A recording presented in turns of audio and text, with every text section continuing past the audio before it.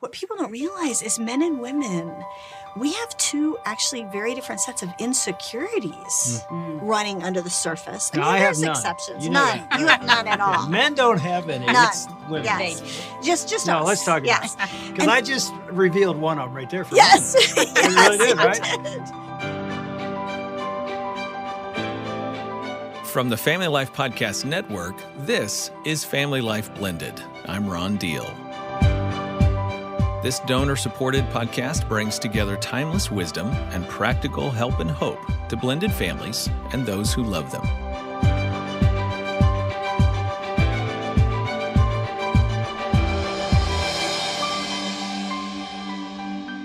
Welcome to episode number 52, Blended and Blessed, Backstage. Okay, I know you know all about it. I've been talking about it for a couple of months now. Our next worldwide Blended and Blessed livestream event is Saturday, April 24th, 2021. You can watch from home. You can virtually watch party with friends or a small group. Or, COVID permitting, you can watch at your church with a large group of people. And this year, it's also available in Spanish. It's the most inexpensive virtual event for blended family couples on the planet. Why are you waiting any longer to register? Learn all about it at blendedandblessed.com. That's blendedandblessed.com. Now, we've been doing this event for about 5 years now, and every year is different. By the way, you can stream the presentations from previous years through our all-access digital pass, and you can turn those into a small group curriculum if you want to do that. But for the next two podcasts, we're going to let you sample the Blended and Blessed live stream. Our next podcast is going to feature a full-length presentation from Pastor Rob Boo. I'll tell you a little more about that later in this episode. But for now, we're taking you behind the scenes, backstage, to the bonus interviews we did in 2019. Let me explain.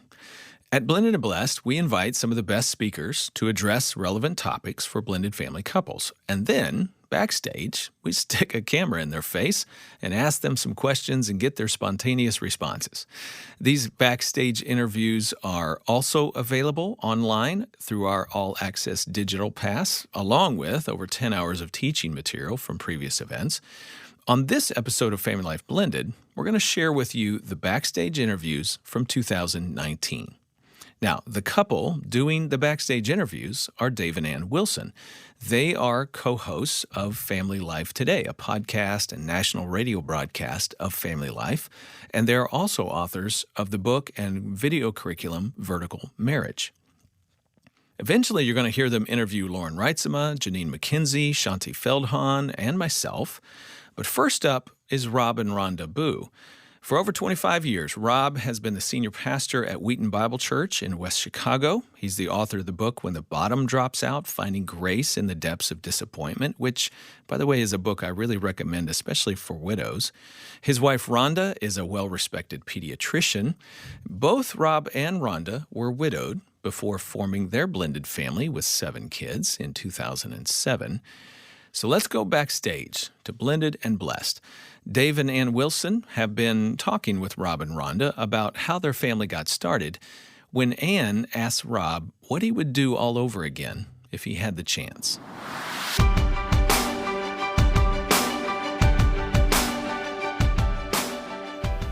Well, Rob, if you went back to that time, how would you do it over again? Because it sounds like you don't think you did it well, and yet you were very torn. Yeah. So how would you advise people to do that? Yeah, I would have, and this is just what I talked about, this whole subject of Yeah. self-control is the last fruit of the Spirit, the bat's cleanup. And my biggest regret, if I could wave my magic wand and do it all over again, I would have exercised much more self-control in what I said to Rhonda. Okay. And the hurtful things I said in the moment.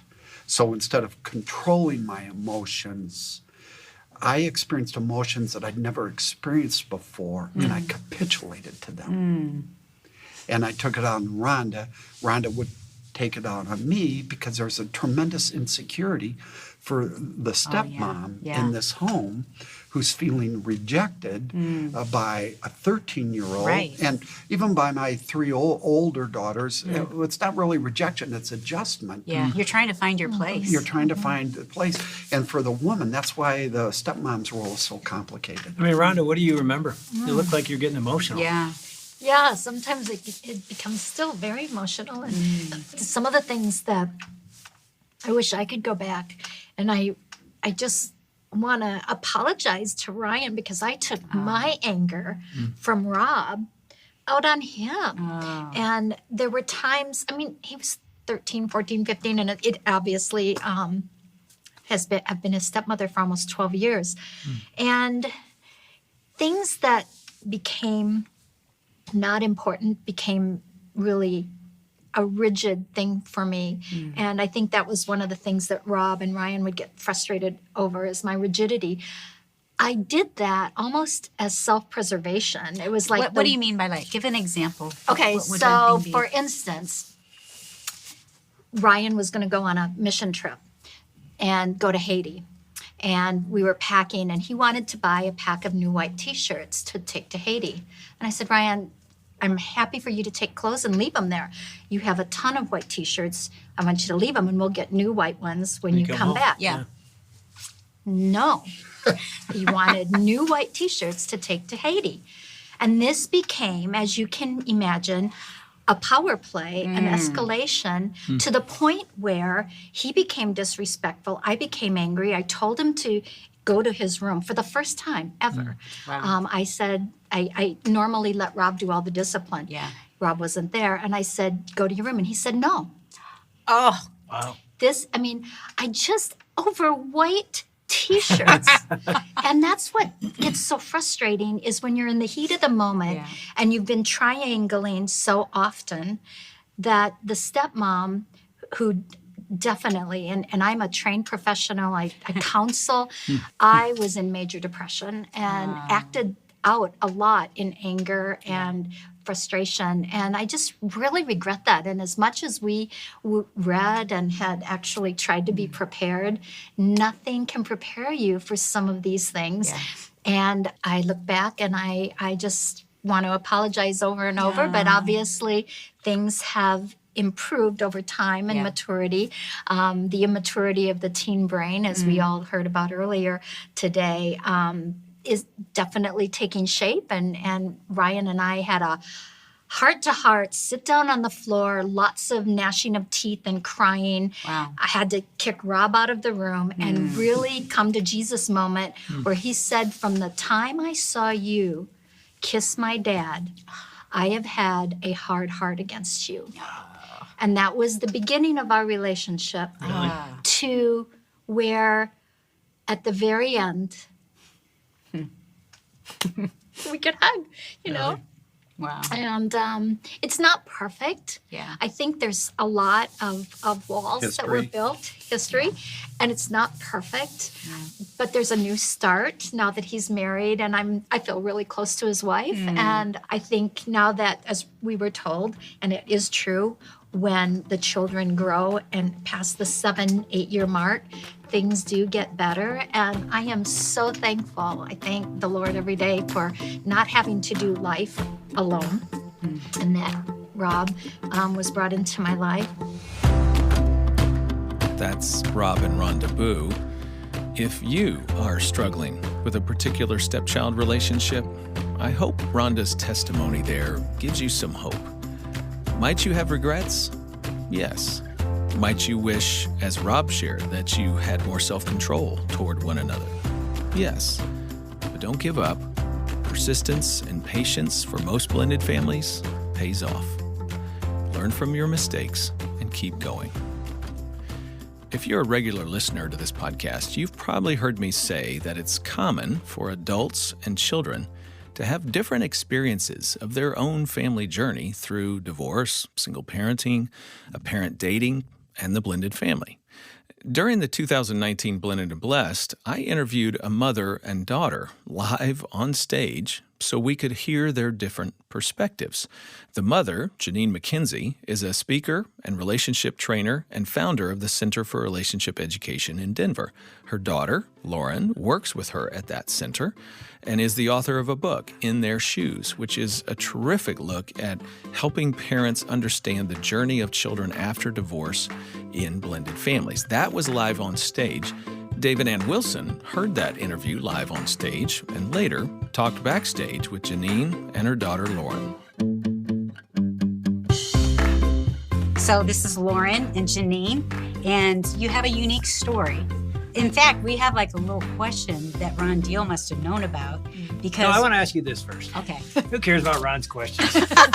We want to get to this because your story was very similar to mine. My parents were married 25 years when they got divorced, and then, we had the blended thing. So I was listening to your story, and I can't wait to read your book because I had a lot of the same feelings. Here's one question, we'll start heavy.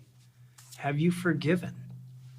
Absolutely. I think that's the first step. Talk about that. How did that happen? That was in my teenage years. In our line of work, we actually have a workshop around forgiveness. And one of the things that we always say is there are things forgiveness is and it is not. And forgiveness does not mean the end of pain. And when you can write that down on paper, because I always thought it was on me. I thought, I'm just not a good forgiver. I need to do this better. I need to learn. I need to take a class and get straight A's on forgiveness. And I realized when somebody spoke that over me that you can forgive fully and truly, sincerely, and still feel hurt. And that was a game changer for me because forgiveness does not equal the end of pain. It is part of the redemption process, but you're always in process. So absolutely, forgiveness has been a part of the journey. And how would you say you define it? What is forgiveness? How'd you do it? I think there's surrender involved and rebuilt trust and relinquishing your right to get even and canceling any debt that you hold against your parents or siblings or step-parent, whatever it is, that relinquishing your right to get even and then letting go of the debt you think they owe you was a really freeing part of my journey. So absolutely, I think forgiveness happened very early on for me because I recognized that no one is perfect and that my parents were carrying a lot of pain that they didn't want. It wasn't as if they wanted us to experience that, but because we were there, in order for me to heal, I had to offer that step. So what was it like for both of you? For you, Lauren, and then for you, Janine. So you started dating your now husband. Was that a hard decision to think, okay, I'm going to start dating, knowing how that would it affect the kids? What was going through your mind when that happened? Well, I think I even said something to you about I'm never going to. She had mentioned out loud, really? I'm never getting remarried. And you felt like, oh, good? Or what were your thoughts? I had more of a, we'll see. How old were you? 16, 17. Okay. Wow. So you really did think, I'm not dating. Well, I was so wounded by the whole thing that I was kind of surviving it. And I just thought, you know what? I'm good. Yeah. I've got great friends. I've got a great church. I've got a great job. I've got and great you don't kids. ever want to risk that. I don't. again. I am not opening my heart again for this. And I'm going to be in love with Jesus, and that's going to be my life. Yeah. And then somebody introduced me to my now husband, and he started pursuing me in a really humorous way. A lot of humor, a lot of light and airy stuff. And that was compelling because Felt good. I was in a funk for so long. I was in a depressive state and I was in survival mode. And when humor comes back into your life, the endorphins start happening and all that joy comes back. And I thought, wow. And he was a good listener. And so I was open to that being pursued. So what do you think? You're the daughter watching this. You don't know your mom's feeling endorphins. Was it as happy for you? I think so. So to give a timeline and perspective, context is everything in the story. And I had left for college ahead of the intensity of their dating. He was in my life in that senior year of high school, but seniors already, divorce or no divorce, you're hanging out with your friends, you're not really home much. So, and it was even more so intentional for me to be away from the house, just to be away in that season. So I didn't necessarily have my pulse on the day in and day out of their dating relationship. And because I kind of had my chance to fly in college and it wasn't part of the heaviness of what this would mean. I think my younger sibling. Yeah, how was old were the other probably- kids at the time? My younger brother's 10 months younger than me, so he was just behind me. And then our youngest sister was the one who probably saw their dating relationship the most. And she was probably the one who just pushed him over the edge and said, you guys can do this. You don't have to wait till Really? I'm out of the house. And I actually write about in the book, the celebration of their wedding day was indeed a celebration. I had Really? friends from college. We were dancing. We were all in. The grief of their wedding didn't hit me until afterwards, which was a surprise to me because I didn't even think there would be grief. I thought this is going to be where the fun begins. Yeah.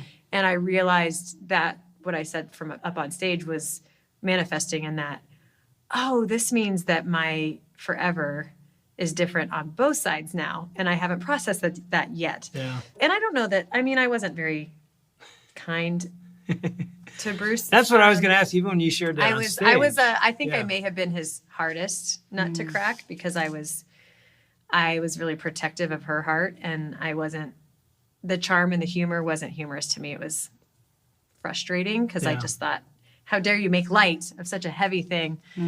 But I've come around, and that was a relationship that I think when he learned to give me space, that he saw a much better That helped. result on my side. I mean, Janine, what is the tension you're feeling? Because we heard your side. Now you're newly married and you're excited, but you know that your kids are going through this Adjustment. struggle. How did you negotiate that? Well, they all stood up for us at the wedding. They were all in the wedding, Yeah. and including Bruce's kids and my kids. So that felt good. So it was it was almost like an endorsement of all. Yeah. They all wanted to be in the wedding. They all participated in the wedding. Actually, I wanted to have a small event where it was kind of quiet and Bruce had known that there was a lot of people that helped me through a lot of stuff, and they said they all want to celebrate with you. Yeah. We're going to make this a celebration, and he did. He made it. I don't think small event and party and small is in your No, vocabulary. but She's Bruce, a really good relative celebrator. I term. think that her own wedding would be small is hard But to I know, imagine. but I didn't do it because it was I all- had just gotten a grant and I was very busy and and he did it all. And I just got a dress and showed up. And Wow. it was the most amazing event. And it was very celebratory. And the kids all had a speaking part with toasting and all that kind of stuff. So we included them. Yeah. And then it really wasn't that hard early on because they were in college. Yeah. And actually, we were going to wait one more year to marry, but then my youngest was still at home, and she said, I want to live with Bruce. I said, you do? Wow. And so we ramped it up a year early because I wanted all the kids to be on their own so that the transition would be easy. And it was great. She loved being with Bruce. She loved having him there. And the kids were in college. I think it was pretty easy, but still hearing her heart that even though she was away at college, it still wasn't easy. Yeah. Because you're not only coming home to a new house when you're in that life stage, Yeah. just in any family, but you're coming home to a new normal. And so you could celebrate, but not necessarily understand the new normal until you were living it. So You're I still think adjusting to it. Yes, Exactly. I probably had a second round of warming up to the idea of the forever of a stepdad when I moved back from my adult life, and I was Yeah. not necessarily married yet. And so that was pretty telling for me to say, there's not a day after divorce that you just are done. It's not a pity party or something that you're just never over it, but there's constant forever growth and little triggers you don't expect. And so as long as you let yourself feel in those moments, oh, this is an effect of something that happened a long time ago, but I'm going to own it. I'm going to speak it out loud, and I'm going to walk into it so that I can actually feel the wholeness on the Yeah. other side. That's courageous. Did anything happen with you? I know you talked about it a little bit when you had children. Because I know when I then had my first son, I relived some stuff. Yes. Because I felt like, oh, now I'm a dad. And I even had this thought, my dad left? I couldn't, sort of that thing that I had to sort of process through. It's really when I started my forgiveness journey. Any of that happened for you guys? For me, the marriage and children of my own was a catalyst for complete healing, because when I got to change my name and be a mom with a partner that was not a part of the blend, but a part of my Your family, life. I felt like I got a new beginning. Yeah. And I don't know that that's the case for everyone, but for me, it was necessary to have the identity shift that was very concrete. There was a before and an after. And I didn't have a lot of fear because I felt that all my fear about getting married to my current husband and my only husband at this point in my life, hopefully my forever, love you, Josh. He was very much, I felt like a little bit of heaviness bringing my stuff into his legacy because his family has very little divorce, if any. And so I always was asking, I'm so sorry that you have to deal with all the dynamics and stuff. And you'll read about his posture in one of the last chapters of my book when I talk about preparing for my future marriage with this legacy. And he very clearly identified, I need you to stop being sorry for your family because your family has created you to be the woman that I love. And you have actually more health in your divorced and blended family than many of the people I've known or even dated in their intact That's great families. insight.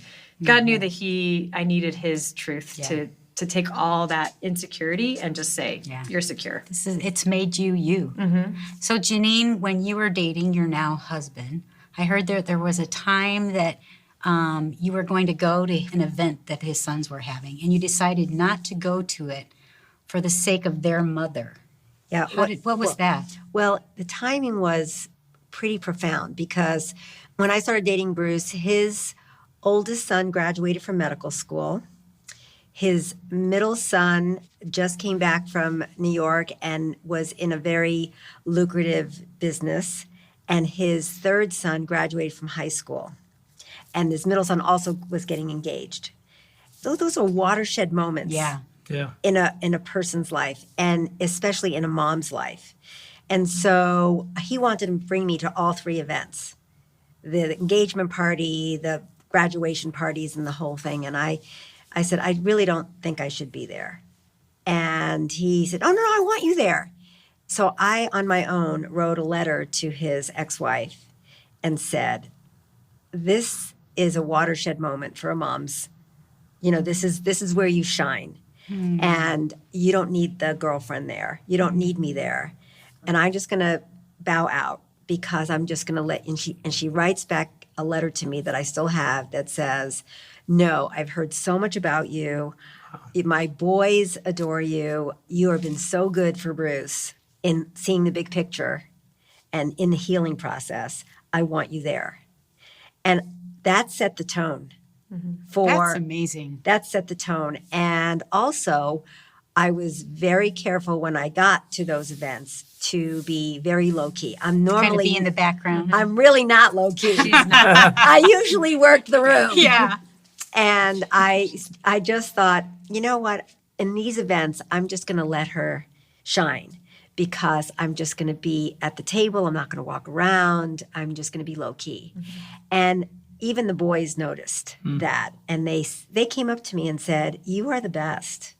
And that set the tone for a long, wonderful relationship with their boys. Well done. Yeah. Well, had you not, I think when I was talking to Ron about this particular scenario, and we were preparing just a little bit of the backstory that would give insight and practicality behind some tools that we're hoping to give to those that are watching, is that had you just shown up without communicating that, the inferences and the suspicions and the interpretations, whether positive or negative, would have a lot more room to grow. Yeah. And so sometimes the fear of just telling it like it is, it keeps you from doing so. But by pressing into that and trying to just be raw and candid and honest, it actually has a better result than just being secretive or behind the scenes. Or because I think without knowing that was your heart, the bio mom could have felt, who is this person? A lot of because she knew her assumptions. heart, Right. the assumptions had no place to grow. Exactly. And I see a lot of destruction in relationships, whether divorce or no divorce,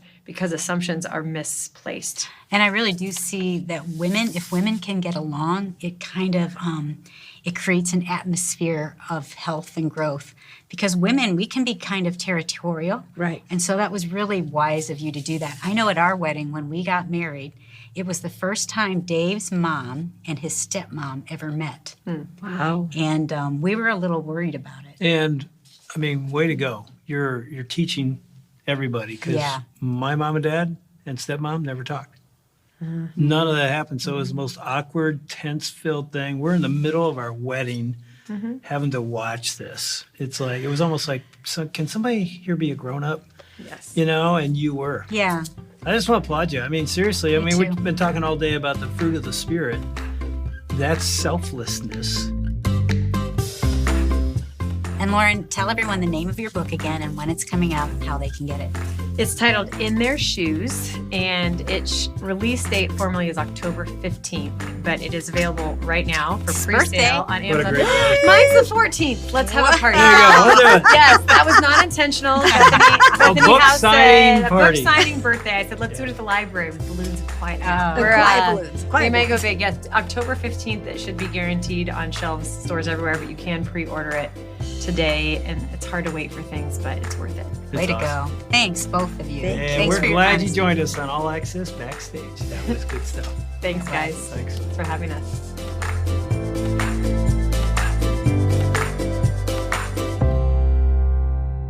Well, Lauren's book, In Their Shoes, is, of course, available at this point. I just so love and appreciate both she and Janine's candor.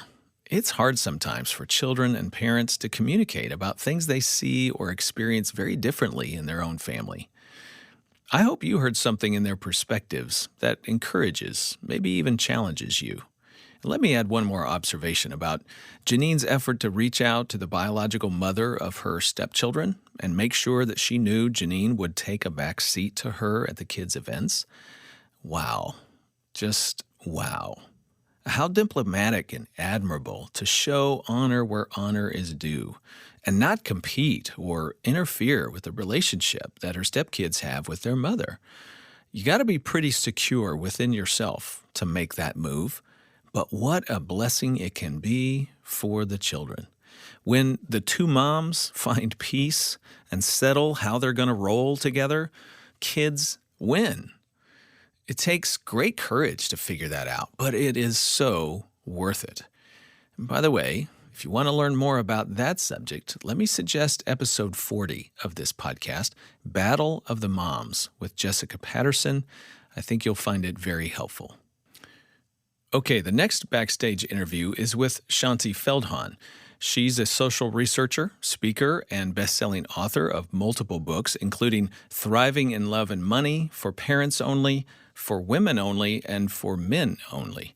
Now, those last two titles were all about differences between men and women in relationships and how we can really help one another and understand one another. That's where the conversation started. Here's the question for you, because you are one of the experts on understanding men and women. Okay. Researcher, data, you Yes. got it. We've read your books. They're unbelievable. They Oh, you're so literally sweet. changed our marriage. Yeah, they really she did. That just finally makes me so happy. she finally understands me because of you. Do you understand very her? true. Do I don't. Did he read? doesn't Did you matter. read for men only? We're Oh, not of going to course put you I on the did. spot. I did. Okay. All He right. did. I really did. Yeah. And we teach it at our church Aw, and that's act so like it's sweet. all our material. Anyway, Awesome. Go for it. Absolutely. talk about applying understanding men and women to a blended family. Oh, that's good. Yeah, you know, it's interesting. When you come into a blended family, at least this is what I think a lot of people have seen in their personal experience, and we've sure seen it in the research Yeah. with blended families, is you're adding more challenges onto the sort of existing table of challenges that tend to come with the marriage. I mean, Yeah. and a lot of blessings.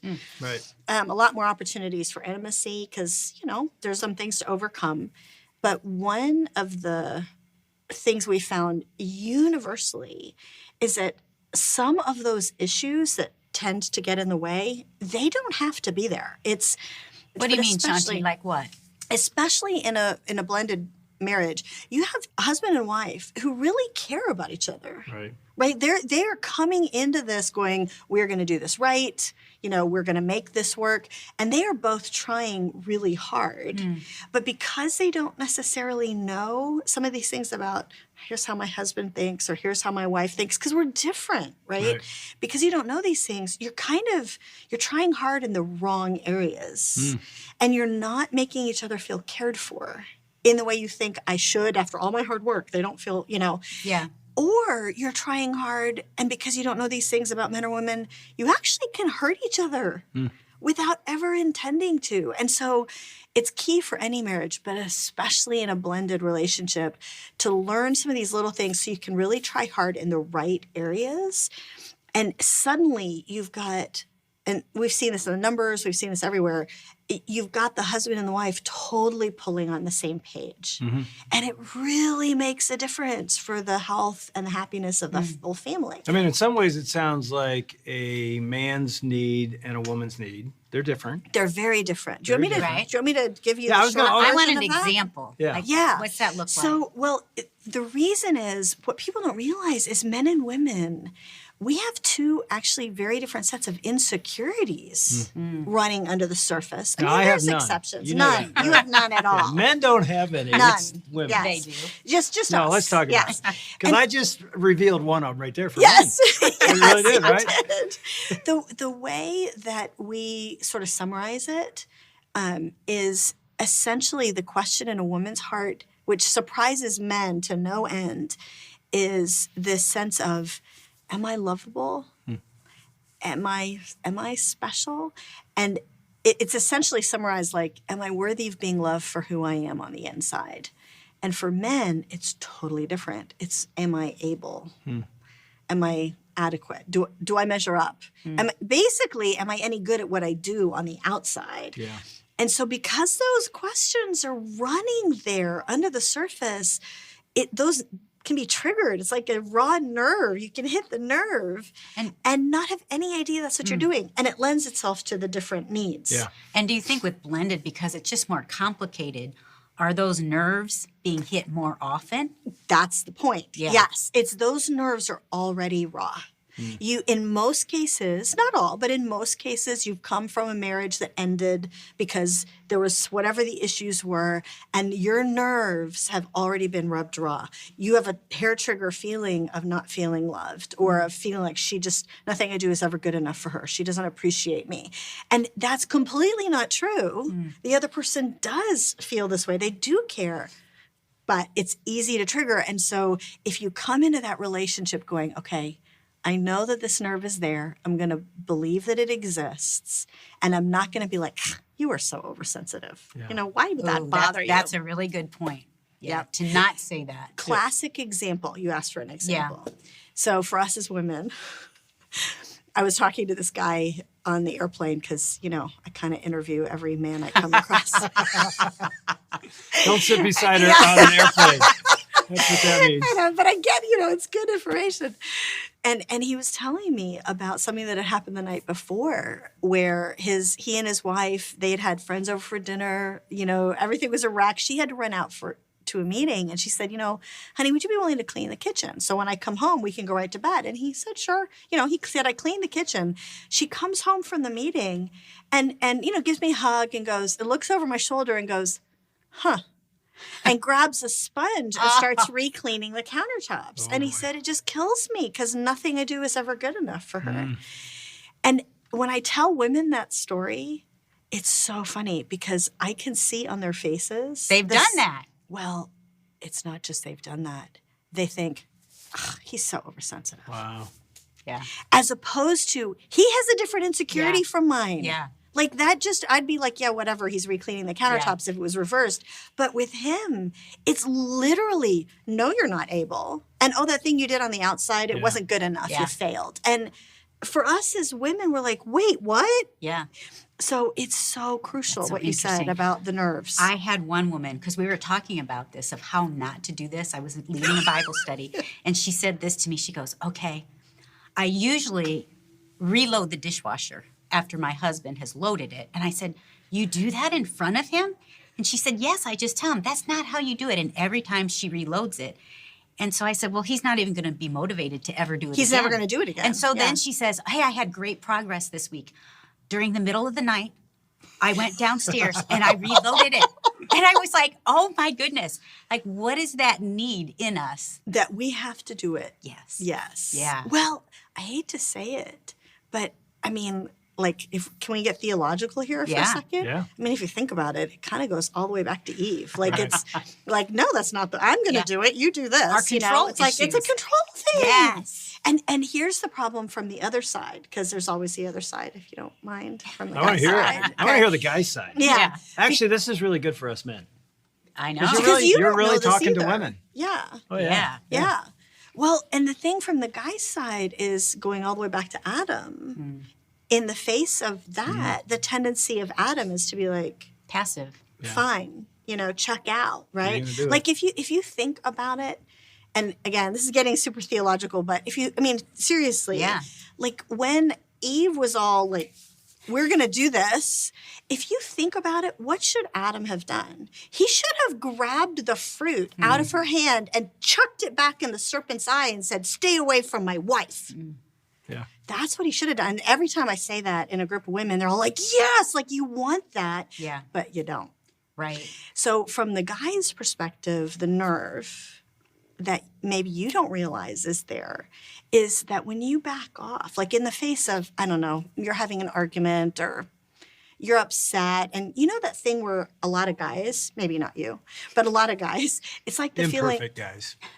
No, it's just No, a I'm guy. not. I'm You need space, like Yeah. you need to think. And it's really easy to be like, I'm not talking anymore. I can't do this right now, Right, right. And when you walk away or you get in the car and drive away to work, you don't realize it, but your wife's nerve has been triggered. And that question, that sort of, am I lovable? It's like this, are we okay? It's a painful feeling. And Like, we carry it all day long, all the time. all day long. And it's so easy for a guy to be like, fine, right? And not realize that what happens in a woman's heart is now there's this, are we okay? And a guy's like, it's just an argument. Right. For a woman, it's like not just an argument. It's triggered that, does he really love me? Like, is this the beginning of things maybe being a problem? Yeah. And so it makes all the difference in the world if the guy will say something like, look, I'm angry. I need to get some space, but I want you to know we're okay. Yeah. I'll come back. I'll be okay. We'll talk about it later. That's good. It Yeah. makes all the Makes us difference. feel better. Yeah, Okay. especially in a blended family where you've had that nerve hit Yeah. before. Right. Yeah. So the wife comes home, the husband has cleaned the kitchen. She hugs him, looks over her shoulder. What should the correct response be? Okay, so here's the fun thing. So I told you this last night. Do you remember this? I Yeah. went on a quest to figure out what you can say to your husband that's going to totally build him up because I'm a total nerd. And when I found out that my husband's greatest need was to feel appreciated, respected, I started going, oh, honey, I respect you so much. Like, it doesn't work, right? So when you see something he's done, Even if that's- it's not up to your caliber. even if you think, well, it's not quite right, ignore that for a moment. I mean, seriously, because the magic words for a guy instead of I love you are thank you. It's like, thank you so much for cleaning the kitchen. What are the magic words for a woman? Well, it's actually I love you. Yeah, It that's what I is. thought. Yeah. But For a guy, it's thank you. For a woman, it is I love you. That's so good. It's this feeling that she needs to know that But it isn't you're just mine. Yeah. I Yeah. would choose you all over again. I'm glad I married you. And it's not just the words for her. It's literally like sending her that signal every day because she has that question every day. I mean, just by when I saw you earlier, you reached over and put your hand on her knee. Yeah. That says to her, I would choose you all over again. Ephesians 4:29 tells us to build others up, quote, that it may give grace to those who hear. Affirming your partner's importance to you, that they matter to you, that you cherish them and value them, that does build them up. It's grace over their life, especially if there are some other aspects of your family that aren't going well or are cause for conflict. Even then, you can still affirm your spouse's value to you. Well, the last person that Wilson's interviewed backstage was me. And by the way, I kind of turned the tables on him a little bit. You'll hear that eventually. The teaching for Blended and Blessed that year was built around Galatians 5:22 and the fruits of the Spirit. So we had spent most of the day talking about what it looks like to put on love, joy, peace, patience, kindness, goodness, faithfulness, gentleness, and self-control in blended families. So their first question to me was about the larger context of the book of Galatians and what that had to do with stepfamilies. So we're going to ask you a question you gave us to ask, which makes no sense to me. Yeah, we don't understand it, but he must have a good I mean, we answer. just watched your last session, and it was phenomenal. And I'm waiting for you to talk about the Gentiles in Galatia. Because that's the question we're supposed to ask you, like, why were they treated as second-class citizens? You don't even mention it. That's right. So I'm guessing I thought it was a trick This must question. be a good, profound answer. Well, Yeah. I'm not sure it'll be profound, but I'm going to give a step. I want to hear it. Okay. So the context of Galatians chapter 5, the fruit of the Spirit passage, where Paul is talking about walking in step with the Spirit, and here's what that looks like when the Spirit gets a hold of you. There's 5 chapters that lead up to that, and he's writing to this church in Galatia, and the Gentile Christians are being treated as second-class Christians. Basically, the Jewish Christians have come to them and said, you're not full Christians until and unless you begin to adopt the Jewish customs, including circumcision for the Right. men. And if you don't go there, then you're really not okay. And so Paul jumps in and goes, whoa, that's not what this is about. It's not about being, it is about the gospel of Jesus Christ, and that is enough in and of itself. But the backstory of this whole book is a certain group that was treating another group as if they were second class. Yeah. This is, ironically enough, the journey of many blended family couples in church every day of their life. Wow. They walk in and they're considered Gentile Christians who haven't quite got it together, who need to do something else. And oh, by the way, you know, if there's divorce in your background or you had a child out of wedlock, whatever that backstory is, for some people, sometimes it's a sin-related thing, sometimes it's not. But it's almost like it's held over your head. You're not good enough. You're not there. We really need you to look like us. And by the way, you're never going to look like us. And so you kind of walk around perpetual feeling like we're not enough. We're barely Christians. So it feels shameful. Absolutely. Yeah. Well, you know, it's interesting. I don't know if you remember this, Ron. I think maybe the first time we ever talked on the phone, I knew you. You knew a little bit about me. Mainly through FamilyLife, as we were speakers on the Weekend to Remember. I don't know if you remember this, but I got an email, I think, from you 5-6 years ago. Do you remember? Yes. Because I did a message at our church. That's right. I don't even Oh, know yeah, if you know this. Sure, I remember. And I apologized to our congregation for doing that. Yep. If you're divorced or if you're blended and you've ever felt in this church like you're less than, like the dreaded D on your forehead, let me apologize on behalf of me and our church for making you feel that way. You should never feel that way. And that's what you're addressing. And then you find it on YouTube or something. We And you're did. like, we got to talk. That's right. How I many sent you an times has email yeah. because I wanted to thank you for doing that. I mean, I thought that was bold and courageous. And it really speaks to this issue that not all blended family couples feel, but many have felt it enough that it's at least in the back of their mind. And some people feel it every single Sunday they walk into church. Yeah. What else can we do? You're not always going to have a pastor up on stage apologizing, but what else can we do as people to make them feel welcome? And it's not even a them or us. How can we be a body together? It's a great question. First of all, let me just say to the blended couples, the gospel is enough for you. You don't have to become something that you're not or can't ever be, whatever. That family structure does not determine your worthiness. Family structure does not determine your worthiness to God. It never has. God's people have always had a variety of family structures. What he cares about is the heart, and what he wants is us to come to him and let the Spirit help us to be more like Jesus. Love, joy, peace, patience, kindness, goodness, faithfulness, gentleness, self-control. So having said that, now what the church, I think, can do is try to be a little more welcoming. It doesn't always take an apology, but just doing things that let blended couples know we're glad you're here. You know, the example I always fall back on is Mother's Day, Father's Day, special days. Reference those relationships. You know, it's Mother's Day if you're a stepmom or a foster mom or adoptive mom or a grandmom or you're loving some kid who's not your child. We just want to say thank you for being who you are. Yet little things like that include and invite and say, we're glad that you're here. You belong, rather than you don't belong. So I think that's something that church corporate can do. The way we program and structure certain ministries sometimes assumes, you're married and it's a first marriage. Well, what about singles? Or what about single parents? Or what about blended couples? It's Christmas event at church is not as easy as you would think for blended couples. They've got 5 sets of grandparents, So complicated. and they're trying to figure out how to maneuver and get everybody in take and who's going to show up. And, you know, there's just a lot of moving parts. So anytime a church, a youth ministry, a children's ministry shows any sensitivity to that complexity, then you make it clear that you're not just a Gentile Christian. You're a Christian. That was a good question. Oh, now it's time for me to ask you yours. Oh, we're done. Payback. We're all done. I know. Okay, so I'm curious. What you guys have been teaching, talking marriage and family and relationships for a really long time. What are your biggest regrets? And I'm not just, not just from the standpoint of, this is the thing I don't feel good about, but what has it taught you? And maybe what would you do differently if you could because of that regret? You want to go first?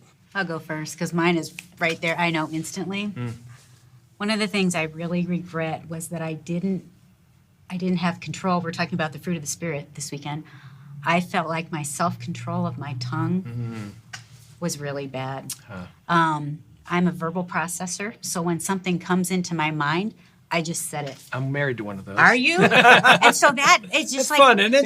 there's just damage all along the way. I just thought, I think it's a legitimate feeling. I'm going to say it to you now.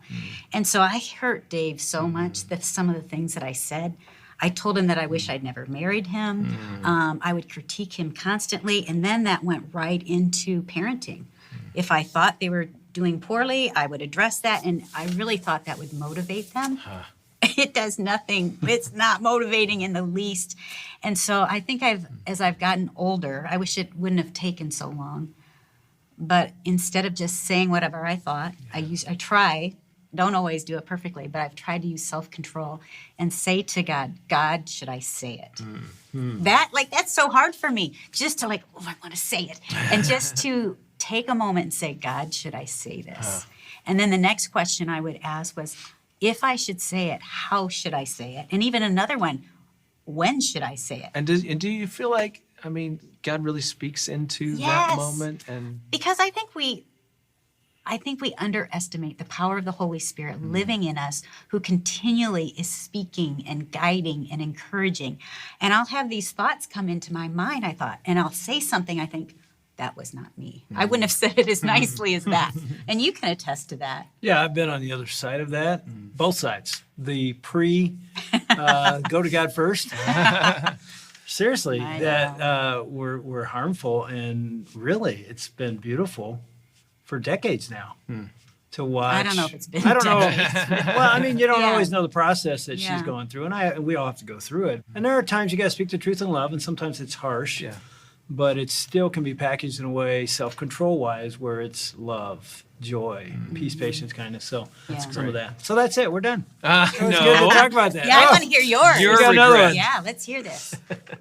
It's interesting. We are starting to work on a book after vertical marriage, maybe called Vertical Parenting or something. So we're going to talk about some of these issues. And, there's a part as a parent you think, I hope I have no regrets. And yet we're empty nesters now with grandkids and 3 married sons. And Here's what happens. You have regrets. They all come back and tell us the things we did do wrong. Yeah.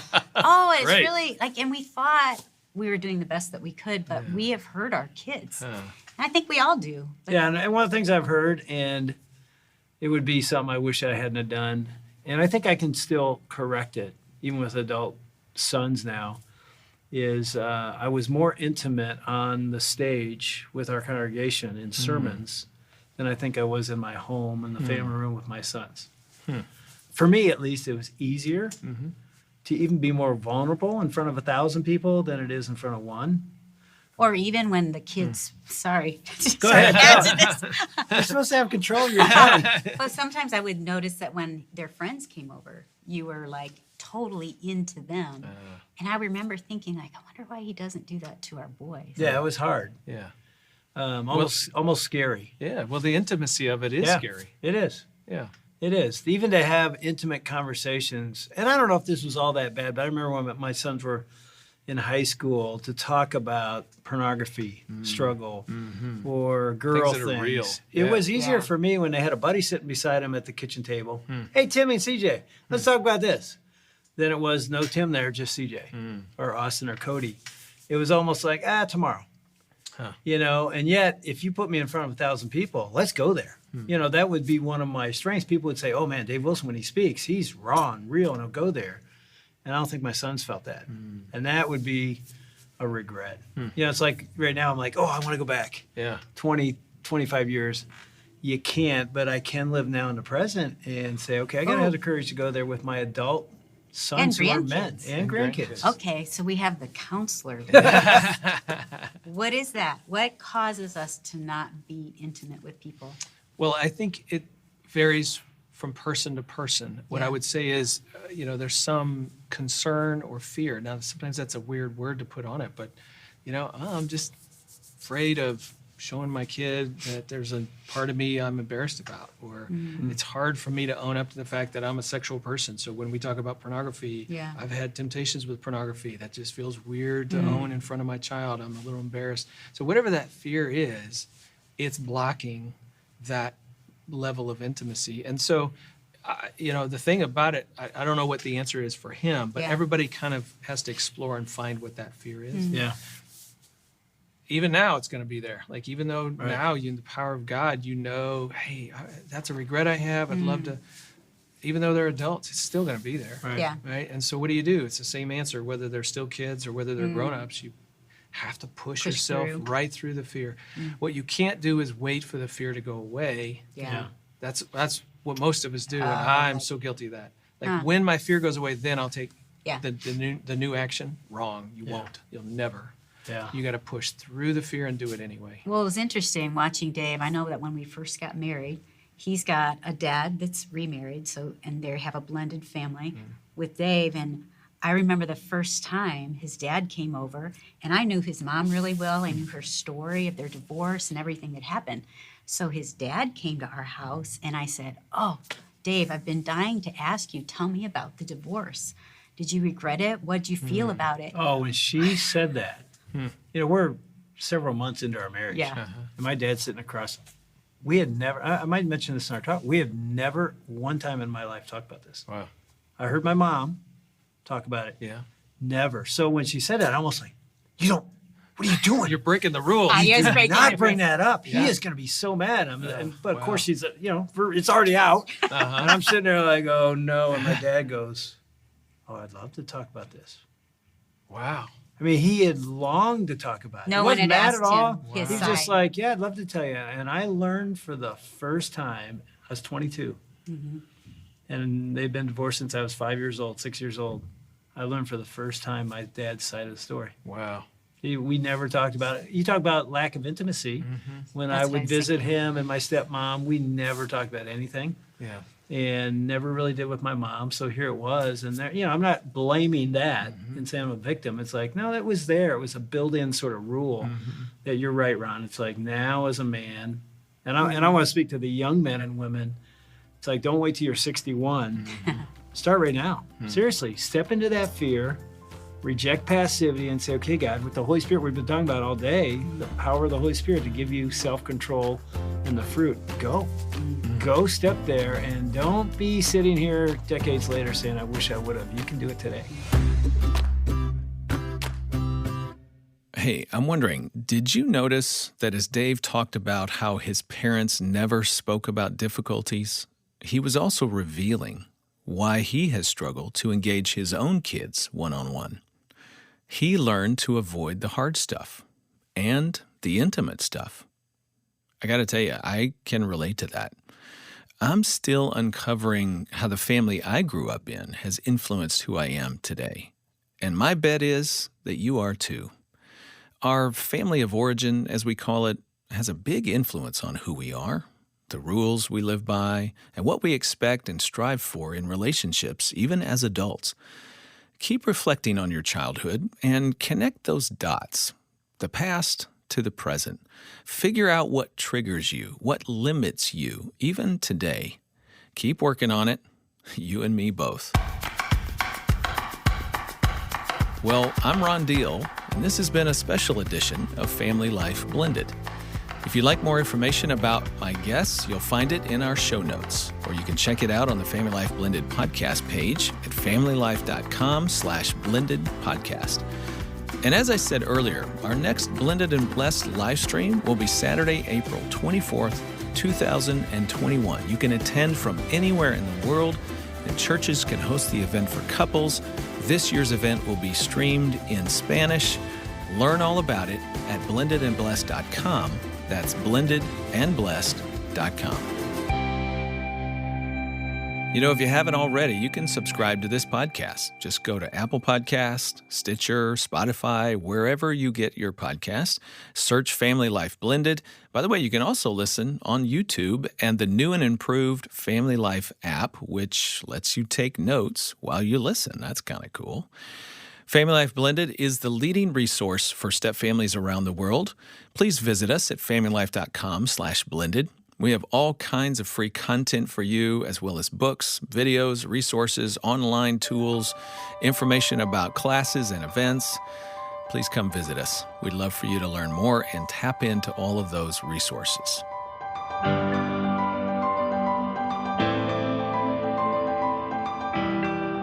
Next time, we're going to hear a full-length keynote presentation from pastor and author Rob Boo, shared at the 2019 Blended and Blessed livestream.